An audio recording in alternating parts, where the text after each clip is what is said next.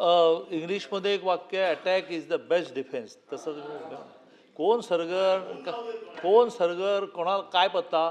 तुम्ही आता नव्याने सांगितलं आणि सदस्य ज्यावेळेला सभागृहात बोलतात तेव्हा ते खरंच मानलं पाहिजे.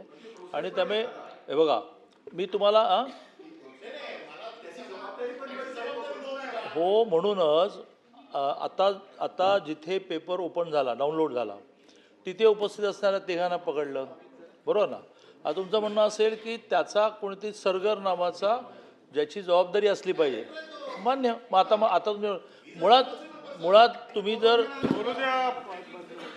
तुम्ही जर विद्यापीठाचे सिनेटर होतात आणि जवळजवळ माझ्या मते 25 वर्ष तुम्ही आमदार आहात, तर तुम्हालाही माहिती आहे की विद्यापीठ कायद्याप्रमाणे त्यांना इतकी स्वायत्तता आहे की त्यांच्या कुलगुरूंनी एखादा भ्रष्टाचार केला तरी आपण काढू शकत नाही, राज्यपाल काढतात. आणि त्यामुळे ह्या प्रश्नाचं उत्तर द्यायचं असेल तर ते कुलगुरूंनी द्यायला पाहिजे, पण ते इथे नसतात. मग त्यांच्या वतीने मी देतो आहे.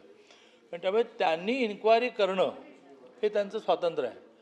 आता आपल्या चर्चेप्रमाणे मलाही इथे घोषित करता येणार नाही की CID इन्क्वायरी करेन, कारण त्यांची स्वायत्तता आहे. त्यांना त्यांच्या मॅनेजमेंट काउन्सिलमध्ये निर्णय करायला लागेल. तुम्ही सिनेट मेंबर होतात.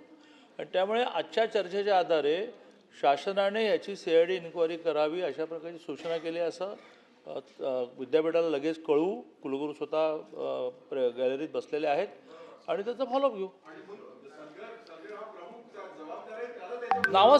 नावासहित आजच्या आज विद्यापीठाला सरगर ह्या नावासहित CID इन्क्वायरीची सूचना ही शासन करतं आहे.